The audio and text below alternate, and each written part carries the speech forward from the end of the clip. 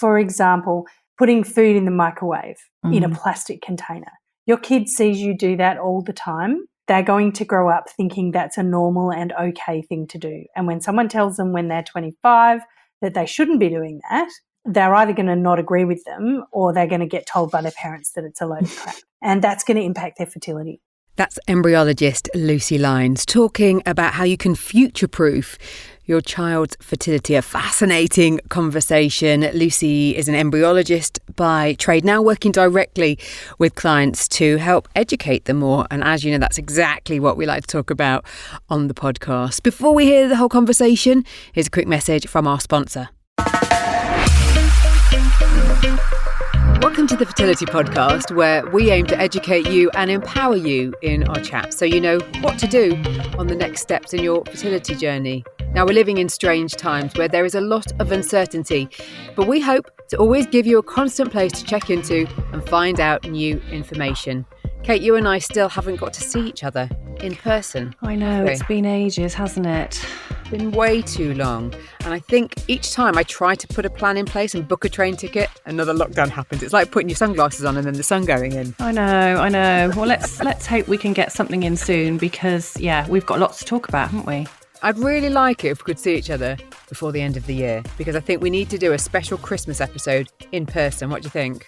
We do, because if you remember last Christmas, that's exactly what we did in John Lewis. Do you remember? Yes, I remember it very fondly. So that's our aim. Our aim is to have a Christmas episode face to face. Deal? Deal. But before we get to Christmas, let's talk about our next series. So we've been talking all about the early years and the things that you wish you'd known. Now we're moving on to things into later years. So this is for you if you've been trying for a while and wondering what else might be going on. We're always having this conversation online as well. So make sure you follow us on our socials. I'm at Fertility Poddy. And I'm at Your Fertility Journey.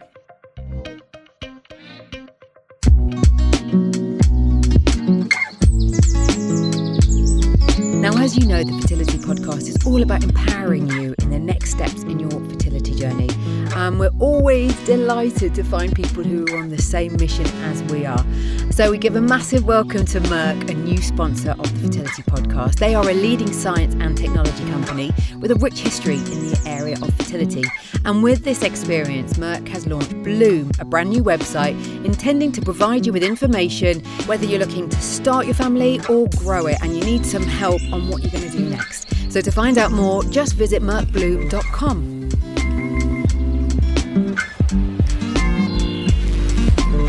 So what we'll do, Lucy, is I want to get to understand how you two know each other. So Okay. just explain a bit about how your paths have crossed. Right. You and Kate. Okay, I well, can't quite remember. Well, I Tell me. can, Lucy. Shall I say? Yeah, do. I think I found you on Instagram and thought, wow, this is a lady who's an embryologist and she's doing something really different. You've come out of what you were doing before. You're doing something really different and you're really reaching out to the community on Instagram and people were loving the stuff that you were talking about. And so you and I hooked up that way, didn't we? I think I messaged you and said, hi, this is me and I'd love to have a chat with you. And then I did a little chat for you on your Facebook group. In my VIP group, yep. That's right. And we talked PCOS, didn't we? We did talk PCOS. And I then said to you, look, do you know what? We'd love to chat to you on the podcast because what you're doing is great. You're quite unusual and unique in what you're doing. And let's have a chat. So there are a couple of things particularly that we'd like to kind of pick your brains and talk to you about. Awesome. Well, that all sounds, we like strange and unusual, Lucy. So welcome to the Fertility Podcast. Oh, I fit in perfectly. You fit in well with us. So just tell us a bit about that transition from what you were doing as an embryologist to what you're doing now. So I worked as a clinical embryologist for lots of years in Australia and the UK and Sweden, Germany, Ireland, Queensland. And I loved what I did. When I started working as an embryologist, IVF clinics were all not-for-profit, and I loved that I felt like I was doing something that was contributing to the greater good. I was making babies, and any money we made from it was going back into making more babies. It was all going back into research. And over the years that I was involved in IVF clinics, I noticed a very strong shift to a very corporate feel to IVF clinics and a very production line kind of feel for the patients. And also a big gap in the middle there from where the education should fit in. And when I was made redundant from a job at a big IVF clinic when I was 37 weeks pregnant and 44 years old, I thought, that's actually the last straw. That's actually it. That is purely a financial decision and I'm done. So that's when I decided to go back to helping people and really trying to contribute to the greater good with education and guidance and support and getting people the baby that they want. And what does that look like now, though? So just describe how you're working with people. Because when I was going through treatment, my friend who'd been through treatment before me was like, get in with the embryologist. And in the conversations that I've had with embryologists, it's so fascinating knowing the insight that you obviously have from a literal point of view, but also how you perceive what people are going through. And I'm always really fascinated to hear that. And I think it's amazing the transition that, that you've made.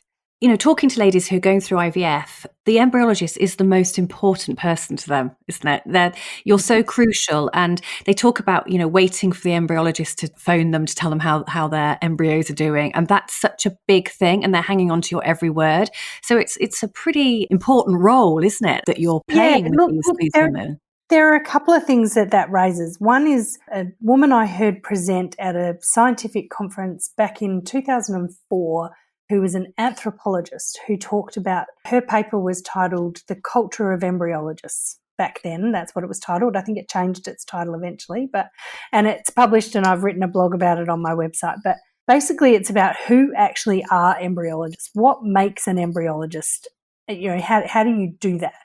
And it's a fascinating sort of part of science because she isolated that we were quite different from your average scientist in that most scientists want to be scientists so they can go and work in a lab somewhere, behind the scenes. They don't want to talk to people. They just want to do their thing.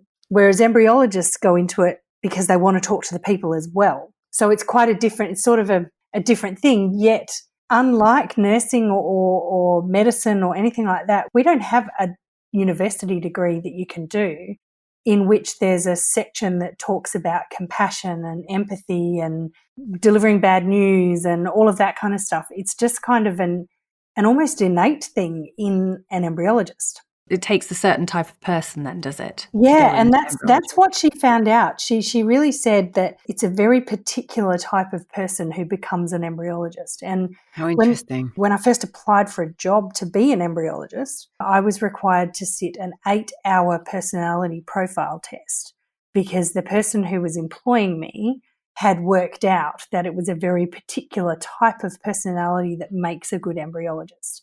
So she made everybody sit this personality profile test to see if we were the right people. And was very lucky that certain parts of that test were early in the day, because if they were late in the day, they might have got quite different results from me. But it's really looking at how pedantic you are and how OCD you are, really. When I've interviewed embryologists to employ them, I've said, on a scale of 1 to 10, where would you put your OCD? And one girl said, oh, God, would 12 be bad? I said, perfect, you've got the job. That's what we need. So that was one bit that your comment raised. Another bit that your comment raised is speaking to the embryologists. And this is something that differs all over the world. And again, when I first started as an embryologist, we talked to the patients all the time. We talked to them on egg collection day. We gave them their fertilization results. We talked to them on day 2 to tell them how the embryos were dividing. We were really involved in the process. And by the time I left working as an embryologist, embryologists in the clinic I was at were very much shunted to the background, and the doctors did all the talking to the patients because the doctors are the doctors. And I just thought, hang on a hot minute here.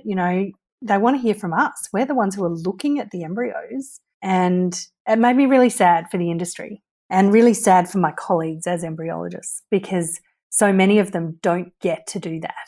And I guess that was part of why I wanted to go back to talking to people, because I think we talk all the time about stress and fertility and are the two linked, and there's study after study after study that says stress does not impact fertility, which I call BS on. And I think if you can find ways to manage your stress, that helps your fertility. And one of the ways of managing stress is educating yourself and being empowered to understand what's going on and feel a little bit in control of something that's completely out of your control. Yeah, you're preaching to the converted there, Lucy, because that's the ethos of what the podcast is about and the different ways that Kate and I work. So I think it's so interesting hearing about why you've made the transition that you have, Lucy. And I know that you've talked on your website kind of stats about the number of people that are struggling with infertility and kind of assuming that maybe they are going to have fertility treatment, actually don't need to have fertility treatment. And a lot of it, as you mentioned, is fertility education. And I know it's something that Kate works very hard to help people understand what they can, the more they can do naturally. So just tell me a little bit about what that looks like for you now with the work that you're doing. Well, probably the best one is to give you an example. I had a client this week who's had a cycle of IVF. She's been trying to conceive for 12 months with no success. Then she's had this cycle of IVF that was unsuccessful. And then she found me somewhere. And so she got in contact and we had a chat. And in that chat, after we'd been talking for about 30 minutes, 40 minutes, her husband said, yes, well, we've got all the timing right. We always do it on day 15. And, we wait till 7 days after her period finishes and then we do it. And I said, okay, so, but hang on a minute. Just before you told me you've got a 25-day cycle. And he said, yeah. So she's ovulating, in the middle of it. It's always on day 15. I said, well, no, it actually isn't. I love this conversation with the guy. Yeah. Well, he was a bit like that, but, that's okay. But I said, it actually isn't. And I explained to them the way the cycle works. And no one anywhere in their journey had talked to them about how the natural menstrual cycle works. And I thought that is just the epitome of what I'm doing and why I'm doing it, because this woman had got through her GP, she was having acupuncture, she'd got to a fertility specialist, and she'd had a cycle of IVF, and nowhere had anyone talked to her about looking for the signs of ovulation, about understanding when she might be ovulating relating to her next period, about any of that stuff, and when was the right time to conceive. And I was devastated for them because I thought, this is just, there's something really wrong here. And so that's what I do. I jump in at that stage. I also have people who come to me after 4, 5, 6 cycles and they say, so how come I had 14 follicles but I only got 12 eggs? And of those eggs, I only ended up with 1 blastocyst. Like, what did the lab do wrong? Like, well, maybe nothing. Like, let's have a look at your embryology results. And so then I walk them through how many eggs were collected, what they looked like, how they fertilized, what's the difference between ICSI and IVF, what does it mean when an embryo is 3 cells on day 2 or 6 cells on day 3, or, what is a morula, what's an early blastocyst, is day 7 blastocyst bad, what's hatching, what's all of the stuff all the way through that. So that quite often those people, when I talk them through that, that's a process of closure for them. Or it's a process of, okay, well, now that we understand, we're ready to do another one. So it really varies from person to person, and it really depends what the person needs and what kind of information is going to help them either bring closure to their journey or time to move on to donor eggs or donor sperm or some other way of building their family, or whether they want to jump in for more. Because I think there are those conversations happening. I know from some of the people that I talk to that they do feel that they get that kind of information from embryologists. And I've spoken to other embryologists who talk like you've just explained. But equally, in the coaching work that I do, I've got 2 ladies going through treatment at the moment. And instantly, one of them, when she had her eggs collected, she was instantly saying how they were talking about it might be a day 3, not a day 5 transfer. And oh no, and instantly was stressing about it. And do you think that there's still not enough understanding about how the embryo is going to develop and what that means? And then I know we're going to talk about egg health, which is obviously a step before all of that. But because there's so much focus on blastocysts, do you think that that's I think people get caught up in Google searches. And what I try to say to people is that when you do your Google search, you need to really be careful where you're getting that information from and what the motivation is of the person who's giving you that information. What are they trying to not sell to you? I'm not trying to make everyone really cynical, but what are they trying to prove? And really, if you want the information, you need to go to Google Scholar and read the actual randomized controlled clinical trials. And then I say, the bottom line is nobody actually knows. So there is no black and white here. You've got to pick your team. I talk about a tunnel. When you go into any kind of fertility treatment, it's like traveling through a tunnel and you get blinded by the light of a baby at the end of the tunnel and you just want to run through it. But actually, you're much better off pausing before you get in the tunnel and packing your backpack with the people that you trust, that you want to turn to for advice, and then going into the tunnel and not Googling and not getting caught in those rabbit holes, but trusting the people around you. And if it doesn't work, then pick a different team next time. But you've got to pick your team and trust them. And well, just as you know, I love your rather analogies, and actually I love that it. one too, of the tunnel. So that's now one I'm stealing from you. that makes it two. So the other, when we chatted a few weeks ago, Lucy, we were talking about egg health. I was asking you about CoQ10, and I've been doing some research about it, and I really wanted to get your opinion. And when we were talking about it, you explained so beautifully your analogy of egg health and what you can do to improve egg health and what you can't do. And I'd love Natalie to hear about it, because it was just lovely how you said it. So go on, tell us. I've actually just posted it today as a blog. It's funny that you asked me about it. Yes, I have. It's a soup analogy, to be honest. So I talk about egg quality and egg health. In my opinion, egg quality is the genetics of the egg. It's the stuff we can't affect. It's eye colour, hair colour, height, all of those things that we inherit from our biological parents. And that's sitting in the nucleus. That's the DNA in the nucleus. And we can't change that. But then there's the egg health, and that's the stuff we can change. So if we think about our egg quality and our egg health, our ovary is like a pot of soup on the stove. In that pot of soup, there are 100 pieces of vegetables. And in a young girl, 50 of those pieces will be carrot and 50 will be celery. And if you dip your ladle in there, you're pretty likely to get a piece of carrot. Now that's the quality. It's either carrot or it's celery. You can't change that. But in an older woman, there might only be 20 pieces of vegetables and only 2 of them are carrot. So you might need to dip your ladle in there a few times before you get the carrot. And when you do get the carrot, that soup has been boiling for a really long time. So that carrot might be really squishy and gross and not that useful. It's still a carrot. So it's still, in the analogy, it's still chromosomally normal. Its quality is fine. It's just not healthy. It's not a healthy piece of carrot that's got any crunch in it. So I find that's really helpful to explain to people how aging impacts our egg health and our egg quality, and the things we can impact. We can. It is interesting, isn't it? And give us an idea then, Lucy, of what you would recommend women to do if they're wanting to change the health of the egg.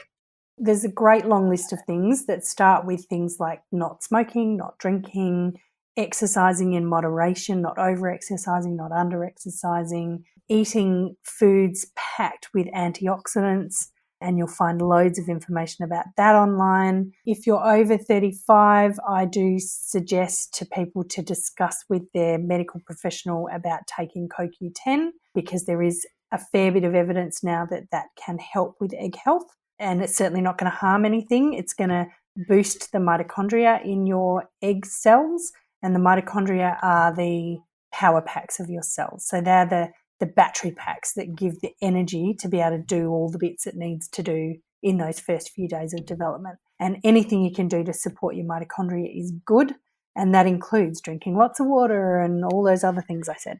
And am I right in saying, though, Lucy, it's impossible to check ahead of any type of treatment what your egg health is? You can only wait for an outcome. Yep. Is that right? Yeah.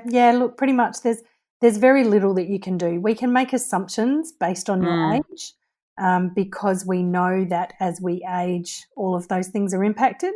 But we also know that if you spend the 90 to 120 days before conception really focusing on all of those things, then you're giving it the best chance. And there's no black and white, as I said before. There's no, oh my God, I did that wrong, or I had a coffee, or I had a drink of wine, or I stuffed it up. It's not that. It's just giving it your best shot, doing the best that you can. What I found when I did my research into CoQ10, and I know there's lots more going on as well at the moment about mitochondria, but I found that all the research studies that I looked at, that it showed improvement in embryo quality. That's what they were able to determine. But the end result, the live birth rates, weren't statistically different to the control group, which is really disappointing, isn't it? Look, it is disappointing, but I think probably it's so hard to extrapolate that kind of information from a study, because the more embryos you have, the more chances you have of having a live birth.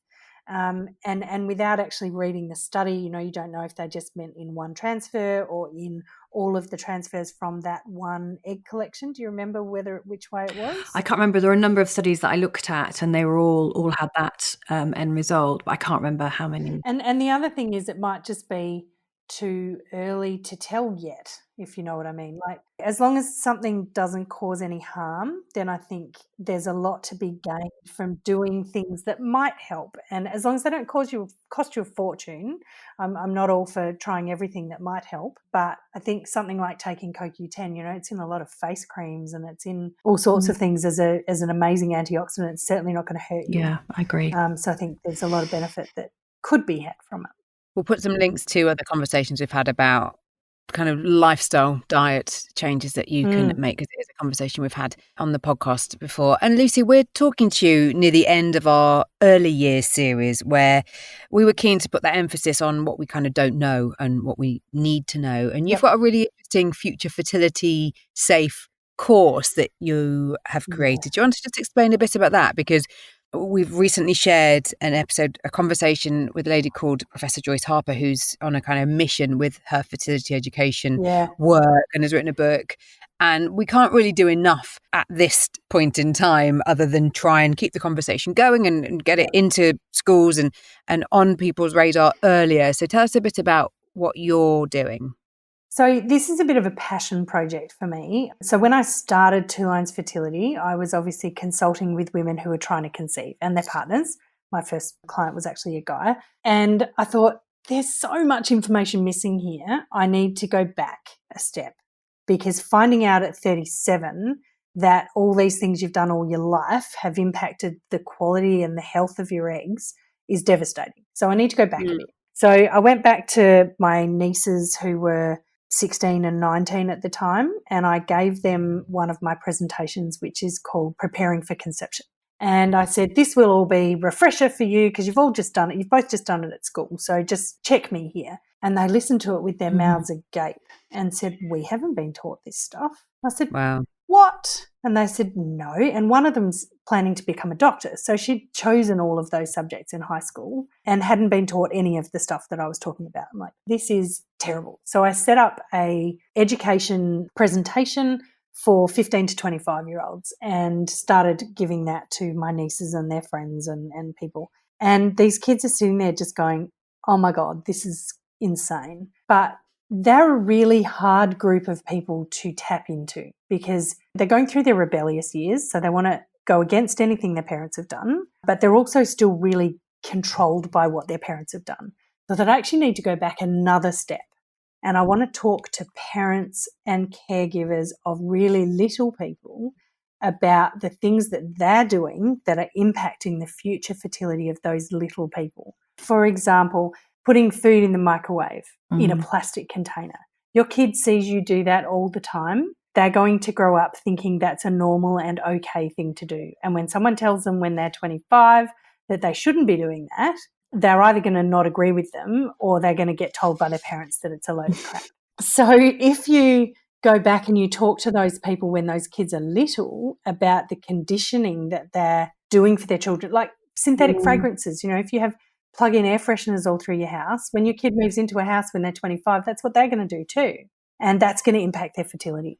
Little boys between the ages of 4 and 8 have a huge surge in hormones where they actually lay down the foundations for the machinery that's going to make sperm later. And if you interrupt that by interrupting their hormones at that age, then you're going to interrupt how they build that factory, that sperm factory, and the sperm factory is not going to be as productive as maybe it might have been. So there are things you can do that are going to avoid that, and that's what I try to educate people about. Can I have a little bit more on that? Having a 5-year-old who's the product of ICSI, and I'm very aware of what his future fertility looks like. So what kind of, if you don't mind revealing some of your snippets of Look, it's insight? mostly around the endocrine disrupting chemicals. I was first exposed to the idea of endocrine disrupting chemicals about 20 years ago. And at the time I fobbed it off as a bit of a hippie thing and decided it was just for hippies. And then I got more, I left it alone for a few years, and I came back to it about 4 or 5 years ago, and have done a heap of research on this stuff. And anything that interrupts your hormones is going to interrupt how things happen in your body, because your hormones aren't just testosterone and estrogen and progesterone. They're insulin and cortisone and dopamine and histamine and, all of the hormones that you can think of all can be impacted by endocrine disrupting chemicals. Things like synthetic fragrances, like plastics, like the bubble bath that you put your kids in that's full of a chemical shitstorm, for want of a better word. All of these things have the potential to interrupt how the hormones are communicating with each other. And that's going to interrupt how things happen, because, the messages get sent from the brain to the testes to build the machinery that you need to make sperm later. And if that message gets interrupted along the way by some endocrine disrupting chemical, it's not going to get there. So, that's what it's all about. It's all about all that stuff. Well, I think we'll put the link to, I know you've got some downloadable bits and bobs that people can get access to, because I know that we obviously have an audience who have children, and even for people that are planning, it's mind-boggling, and it's like even more of a responsibility that you kind of, especially if you've been through fertility treatment to get your beloved child, to then be so fixated on making sure that they don't go through what you've gone through. So I think people will be really fascinated. It's a little bit terrifying and it's a little bit overwhelming. And I have had a lot of people come to me and say, or that I have approached to try and help me spread the word about this course. And they've said, no, I don't want to guilt parents anymore. There's enough guilt out there for parents as it is. I'm not breastfeeding, or I'm not using this organic thing, or I'm not doing this. I'm affecting all this stuff. And I say, look, my course is actually about, my information is about education. And then you can make a decision about which risks you want to take with the information. But if you don't have the information, you can't make that choice. If you have any questions on anything we've talked about here, pop us an email to info@thefertilitypodcast.com. We'd also love it if you can rate, review, subscribe and share this podcast, which you can do in your favourite podcast app. I think the easiest one to do it in, though, is Apple Podcasts. And it's always so good to hear from you, and it really helps others knowing that we're worth listening to. Thank you, as always, for your support, and until the next time.